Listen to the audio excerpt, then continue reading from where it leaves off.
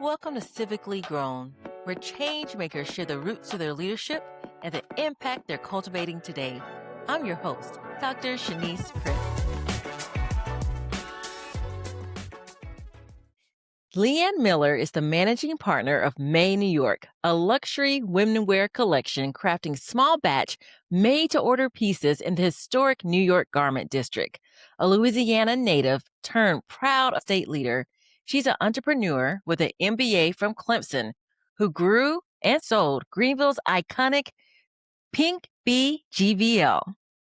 Beyond fashion, Leigh Ann is a dedicated community advocate, serving on the Policy Circle's National Advisory Council and supporting local hospitals, charities, and youth.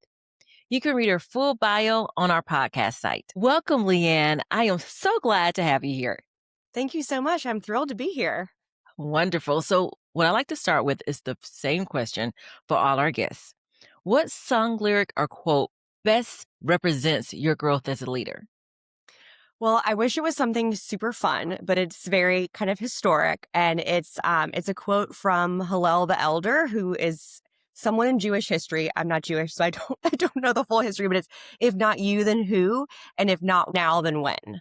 And I think a lot of people have kind of put their own spin on this quote, but it can work in anything in life, whether it's civic engagement, your family, your job, whatever. It's comes down to your action, and that's super important in anything you do in life. I really love that quote. I heard it before in a class I was taking called Adaptive Leadership. And it just talks about you have to have your story, the story of us, and then now. Why is it now? And so I'm looking forward to hearing your story as we continue with this interview. Yes. So, can you just give me just a short summary of some of the activities you did in your youth? And then we'll focus on one of those experiences. Sure. I founded our school's newsletter, and it had never been done before. And I started it, I think, either my sophomore or junior year, built it from scratch, was the editor for a few years. And then in college, I did the very typical orientation staff. I did student tours.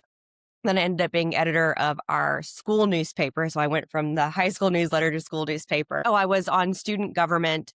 I was that kid that did everything you possibly could in all my free time and had about 1 hour to nap during the day in between classes and extracurriculars, and really continued that through college and grad school. And then once you start, you you can't stop getting involved. Oh, that's very interesting. I have to circle back here. A nap? How did you do that? Was this in college? It was. I Okay. remember my senior year, I had one day that I could take a nap in the middle of the day. And because I had classes and meetings, and that was my hour of just peace. And I think it was either a Tuesday or a Thursday. And that was the only sane time I had, but it was great. I'm a professional napper, honestly. I'm really good at it. Oh, that's Yeah, good it's that supposed you're to be doing good for that. your brain. So that's what I like to, I keep it up. So let's go into one of these experiences more closely. What is a vivid memory you have from that time? Well, I think starting my high school newsletter was very big for me. I mean, I was 15. I saw a need that I was an English major in college. And so even going back to high school, I was big on writing. And I'm pretty sure that was the era of Gilmore Girls, and Rory was editor of her college newspaper. I'm like, I want to do that. And I went to a wonderful high school that was very much big on leadership, and if you want to do something, you start it. And so it was a pretty big process of getting together a proposal, finding an advisor, and then just getting students to buy in to join the staff. And I mean, we had a pretty full staff. We had a celebrity guest writer from our local newspaper who kicked us off. And it was really the first time I had full ownership over a project. And I mean, I loved it. Kept it for 2 years, and it stayed on long after me. But it was true peer leadership of getting your friends, people that you're in class with, and also taking that leadership role that I am your editor. You have to, you have to send in stuff. You have to listen to me, and building it from the ground up was a challenge, but it was a great legacy to leave behind. And that was my first foray into true ownership of something. And it stayed with me for until now. It's a big part of my life. I think that's very impressive as a high schooler that you actually started something and Yeah. that you said it was sustainable. A lot of people Yes. start things that don't continue. So, what was it about you that made you want to start something completely new that had never been done before at your school? I think that's just my personality. If I want something, I'm gonna go after it and get it. And again, that was the mindset that my school gave us. We were an all-girls school, and so it was very much women in leadership. You can do anything. And I think my mom was also very encouraging. She was very much a leader in her life too. And she's like, well, why not do it yourself? It goes back to the quote, if not you, then who? No one else is going to do it. If you have the drive to do it and the ability, I mean, all they can do is say no. That's it. And that's not the end of the world. And they didn't. they they said yes and it lived on. Leanne, I like how you said all they can do is say no. Do you know some people don't even want to try because of the fear of being Yep. told no? So, what Yes. is some advice that you can give people to get over that fear of no? I mean, that's hard. I think a lot of it is personality based. I mean, I have friends that are just terrified of rejection and people saying no and being hurt. And I'm not that person at all. That's not my personality. But in the end, people aren't going to remember the times you were told no. They're going to remember the times you were told yes and grew that. And that's not going to be on your resume the times you were told no. So it's not, and most of the time, 99.9% of the time, it's not a personal no. It's that we just don't think, whether it's in your job in a volunteer position or starting, an organization, that it's not that they don't like you, it's that they don't see a sustainable path to what you are proposing.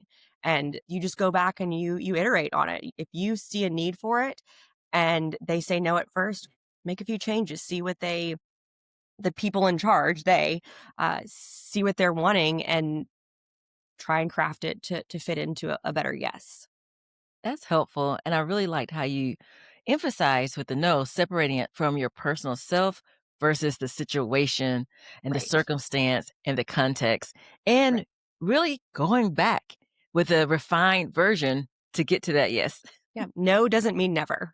And Ooh, you should, I think everyone should know that. And if it is a never, then don't waste your time. Have that conversation with the person and find a new path, because you don't want to chase after something that's never going to happen.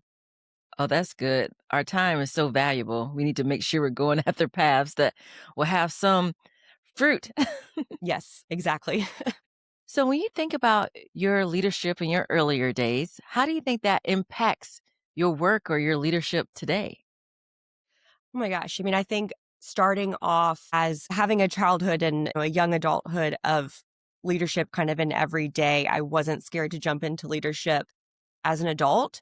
And especially having my own business. When I had my store, I was 30 and was in charge of 8 employees who were all older than I was and honestly had more experience. I think being a peer leader taught me how to be a better leader as an adult, because as a peer leader, you're doing the same things. When I was in high school with my newsletter, I was responsible for the same things my peers were. And as an adult, with my employees or with other people around me, I will never ask you to do something that I won't do myself. And I think that's very important, learning from a young age when you're with your peers and then when you're not necessarily peers, that if we need to take the trash out, I'll take the trash out. I'll break down boxes. I will make the phone call no one wants to make. And I think that is super important, regardless of where you are in leadership in your job or an organization, that you're just willing to do it all. That's a good leader. And that was instilled in me from a young age, being a peer leader. It sounds like that is humility. Yes, very much so. You might be the top of the totem pole, but you can't do it all yourself. And unless you know how to delegate and how to ask for help and get on the ground and be with your troops, you're not going to be a successful leader. Looking at your work now, when was a time you felt your leadership made a real difference? That's a hard one, because I think that, especially in the field that I'm in, being in fashion, we're not necessarily changing lives every day. I can go on a whole rabbit hole of how you do, but that would take half of our time.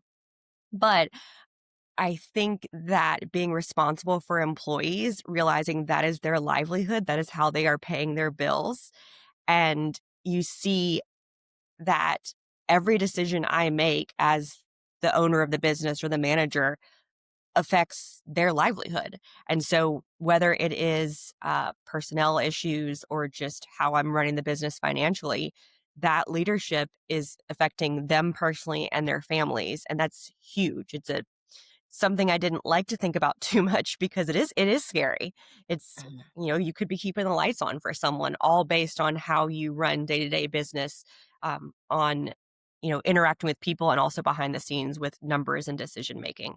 It's your leadership, regardless of what job you're in, affects so many people in so many different ways. And it's a little bit daunting, but you show what a difference you can make in people's lives through what you did do personally. I think, well, I would know that your employees were very appreciative that that's the approach that you have because it is a very important thing to keep your lights on for sure. Yes. Yes. I want to dive further into the fashion because one thing I was excited about talking to you today is that that's your world. And that's a world that I don't know a lot about. And so, how can that make a difference? Because I know there's ways that fashion can make a difference. Right. And it's something honestly I struggled with because I worked in higher ed for 6 years and I worked directly with students, and where you go to college, what you major in, your experience there, that changes your life. And that's an easy thing to see. And when I moved into retail and fashion, I thought, I'm not going to get the same relationships and reactions. And when I had my store, one of my favorite stories was we had a woman, her husband had passed away, and she called us and said, "My husband appreciated that I always wore your brand and I loved your store. And so I want all of my granddaughters to come in and buy a dress for his celebration of life." And because that he would want us to be wearing the happy colors and wearing the brands that he knew that I loved. And to be a part of that major life change, and we were a very small part of it, but that, I mean, it just warmed my heart that she thought of us and the experience we gave her and how she felt in the clothes. And so that was my favorite story of how, you build those relationships in the store. And now with the brand that I'm with, fashion can change the way someone looks at themselves. And we do a lot of work with, we'll do 00 up to size 22. And there are women out there that can't find a true luxury brand that fits all of those sizes. And we have women that walk in, they're like, we've never had clothes that fit us this well. We Wow. fit to a true American woman, not a French woman with no hips. And so being able to see their face and their excitement that they feel pretty, they feel that they found something that they feel confident going out in, and whether that's for their mother of the bride or for a job interview or for a special party, we're part of that. And it's different from putting a child on a life path to something, but you're still impacting how they feel about themselves and how they carry themselves each day walking out in your clothes. And it is special. Those stories were truly special. And it shows that what people wear, it can be part of their identity. There It people is. feel a lot of different ways about fashion and clothes, but it's Yes. lovely like when you shared that that customer wanted all her granddaughters to have a dress Mhm. there. Yeah. And now having clothes for people with hips, thank you. That's Yes. wonderful. And that people should feel lovely and beautiful and seen in whatever body they have, and to have that Exactly. self-confidence. That is Mhm. very important because that's how we present ourselves to people, and to have Exactly. something that makes you feel great, that is a Mhm. gift. One time I worked with a stylist, and it was such a cool experience because we had fun with the clothes, and she said, like, "Have clothes that represent who you are as a person." Right. And so that's just an extension of your brand as well. So, really Mhm. cool. And Yep. now I'm really into thrifting. Yes. And so Well, I love that. We're a sustainable company. We only really cut what we're gonna sell. And so my business partner, she's a designer and she's all into thrifting and secondhand. And that's fast fashion. We could do a whole nother podcast on fast fashion and how we don't like it. But no, thrifting is great. We love that. how's that working with a partner in New York City? It is the best decision I've ever made. I've owned a business on my own and I loved it. I thought, oh, I could never have a partner. I like being just on my own, making my own decisions. But having a partner to bounce anything off of takes so much stress off. and we both kind of know our lanes. She is the creative, she is the designer, she's the day-to-day work and with our factory and all of our vendors, and I'm the business side. I am the more black and white, um, strategy kind of person, and Mhm. we both give our opinions on each other's role, but we also can say, I deflect to you because you know what you're doing. And she's the same age as I am. We both have similar backgrounds, and we work well together. And I mean, I stay with her and her husband when I'm in New York. It's a family dynamic essentially, but it's great. I mean, I would recommend anyone. You can do it alone, but having a partner is it's life changing. And I think we run a better company because we have each other. I want to ask another question about this partnership. If somebody is interested in partnering with somebody in business, what advice would you give them? I mean, you need to vet them like you're vetting a spouse. It is a huge commitment. Sarah and I, we met a couple years ago, and we joked that we courted each other for a few years before actually going in business with each other, because you don't just have to believe in the business or the product. You have to believe in, their morals, their long-term plans. How do they deal with leadership? How do they deal with their employees? And you have to be on the same page with all of that. And I Mhm. think a lot of people just are like, "Oh, I'm going to go in business with my best friend," or "I love this product or this idea, let's do it together." And that can only last for so long. And you have to put in so much time and due diligence on the person as a human being and not just a business. You do need to know, can they balance a checkbook? Are they gonna make smart decisions? But it goes so far beyond that. Never jump into a partnership quickly. Never do it just because they're your best friend or your Mm. family member. But it's such a gift to be able to have it, but enter into that agreement very cautiously, because it can go south very quickly, and no one wants that. I appreciate those insights because I have heard of partnerships going south.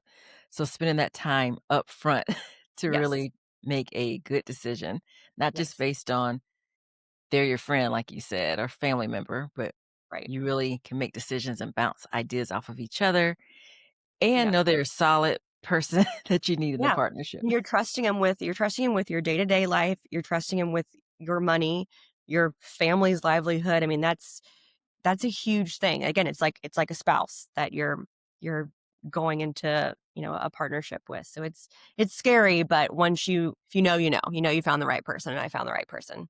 Oh, that's good. So when you think about your entire career, what's a time that you really had a big challenge and how did you overcome it? I've never had something like super big and crazy. There's going to be a struggle every single day. And if you're not struggling as a leader, you're doing something wrong. There will be days where it's easier, but there's always going to be something, whether it's big that's been lasting a couple months, or it's a tiny, employee issue, or if you're a volunteer, maybe the volunteer next to you is not pulling their weight, and you have to kind of step in again as that peer leader and say, "Hey, how about we do this together?" I think it's important for people to realize that it's not always easy, and it's going to be little things all the time that are a struggle. And you just have to kind of think big picture, think what's best for you and your employees, your community, your group, and deal with it that way. Yeah, it's never going to be easy, because if it was, anybody would do it. Okay, it's never going to be easy because if it was, anybody would do it. And you're realizing not everybody does everything. Right. Yes. You do a lot of great things in business. How did you start serving the community? Again, I think I go back to my high school. We were an all-girls Catholic school, and it was really instilled in us to be active members of our community. So I think from a young age, that was part of it. And I have been lucky enough to have a career where I have free time to do a lot of things that I wanna do. And it's living in Greenville, there's so many great organizations here that you just have your pick. And I learned you have to only choose a few, or else I have no time and no money. Uh because I will give to everybody. And Uh-huh. so I've chosen a few that were near and dear to my heart and just said, these are who I'm going to support with my money and my time. And it just becomes part of your everyday life. And it becomes part of, again, we were talking about clothes being your personal brand. The organizations I work with, I say are part of my personal brand. I want people to look at me and as soon as they see me, they know I work with this organization, that organization, or that cause. Kind of be a champion for those causes. I appreciate too that you said you had to be intentional Yes. because a lot of people ask people to participate in things and they should, but Right. we have to be intentional to say, okay, I'm going to do this for this season of my life. I'm going to work on Right. this project this season and not Yeah. overcommit because then it's not helpful for anybody. Right. Yeah. I'd rather give 80% of my efforts to one organization than 10% to a bunch. And I volunteered at the Children's Hospital for 5 years and decided, okay, I've given so much time to this. I loved it, but it's time to do something new. And so instead of having two volunteer spots, I switched to another one and I love And you get to know different people in the community, different organizations, and find your people, find where you fit in and find a cause that you can truly stand up and believe in. So what advice would you give to leaders in the same stage of career that you're in? I think you have to realize that it's okay to ask for help. And I think at this point, I think a lot of people feel like, well, I've made it. I should be able to do it. And you should never, no one can, we said earlier, no one can do everything. And know that if you are a leader at work or in an organization, you are there to delegate and to make decisions, but delegation is important and you have to be able to ask for help in things you don't know well. When I owned the store, my manager had been there for 15 years and I constantly asked her for help. I mean, she was my right-hand man because I didn't know retail. And I was never scared to say, "Hey, I don't know how to do this," or "How would you handle this?" because I knew she was the expert and I wasn't. It's like the president. The president is the top of the US, but he has a cabinet for a reason. And I think that people need to realize that you can't do it all. You shouldn't be able to do it all. Ask for help, ask for input, and that's the best way to succeed in a leadership role. That actually sounds very freeing Yes. because some Yes. people think they have to do everything, but to know I'm not No. expected to do everything or know everything. Well, I should say I'm expected to be able to serve in every capacity, but Right. I don't have to know how to do everything. Exactly. There's so many things I don't know how to do, or, you don't want to sometimes. I'm like, I don't need to. I don't like to cook. So I outsource my cooking. I mean, it comes into everyday things as well, not just at a job or an organization. You can just delegate. That's Delegation's my right. favorite word. And I try and Wonderful. my business partner, we're trying to work on that. We're getting better. Oh, that's good. So, what about advice that you would give to a young leader? Let's say they're high school, college age. Well, I think I'm gonna go back to what we talked about at the beginning of don't be afraid of hearing the word no, and don't be afraid of what your peers will think. Because there's a good chance that if you are making a tough decision in high school, they're not going to necessarily remember it 15 years later unless it was a good one. And then they're going to be like, oh my goodness, you made that great decision that helped our class do something amazing or that got you into a great college. When you're young, I think there's so much pressure of what will people think. And I mean, it happens when you're older too, but I think the teenagers, that's more on the front of their mind. And just do it. If you want it, go after it. It's not the end of the world if it doesn't work, and you can make mistakes. There's going to be plenty of times you make mistakes as a leader when you're 15 or 45, but it's okay. And if you learned how to gracefully make mistakes at a young age, it makes it easier when you're an adult to make mistakes and just own it gracefully. What do you mean by gracefully make mistakes? You can acknowledge that you actually made the mistake. You're not going to try and cover it up. You're not going to try and blame it on someone else. Look, I'm sorry. I made a bad decision or I handled something not well, and learn from it. There are so many times that I definitely said the wrong thing, but talk to that person later, figure out how you could have made it better and work on it the next time. It's a mistake, but it's not a failure if you try and make it right in the future. If you're not learning, then you are failing. If you're learning, it's just a mistake and you can keep on going.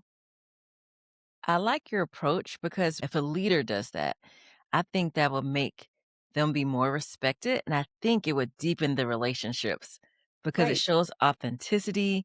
It shows that I am a human. We all make mistakes, so no one is perfect. You just have to own up to it. And that's how I was with my employees. I'm like, as long as you say you did something wrong and you can figure out how to make it right this time or next time, it's fine. Just as long as you're not doing it maliciously, we make mistakes. It's all good. Oh, I bet that makes the environment calmer too. I hope so. So before we end, is there anything else that you'd like to share that we didn't get to? I just always encourage people that find a cause, whether you have a day job that you don't even really love or you do love it, but you're so passionate about something outside of that, go out and do it, work with it, be a volunteer or dip your feet into a part-time position in something. It will make your life so much fuller to have something you truly believe in and love enriching your life, whether it's a paying job or a volunteer position or just being part of an organization. It's huge. So the last question I get to ask every guest, if your leadership style was a tree, plant, or flower, what would it be and why? I would definitely be a tree. I'm a little bit, and when I say a little bit, I mean a lot, no nonsense, and a little bit stoic. So I would be the tree that you can't move, but I make sure to surround myself with people that are more fluid and can be the pretty flower or that can, and the flower can be replanted and moved. I am where I am and for better or for worse, but I know my strengths and my weaknesses and I know I can be that non-wavering force. But as long as I am self-aware with that and have people around me that can be a little more loose, I think that's the balance we all need. Everyone needs the trees and the flowers all together. We work as an ecosystem. That's right. We do all need each other. Yes. Leigh Ann, thank you so much for your time today, your insights. Thank I you. learned so much and I appreciate what you do. Thank you so much. It was great to be here. Thank you for listening to Civically Grown. Remember to like, subscribe, and share. Until next time, stay grounded and keep growing.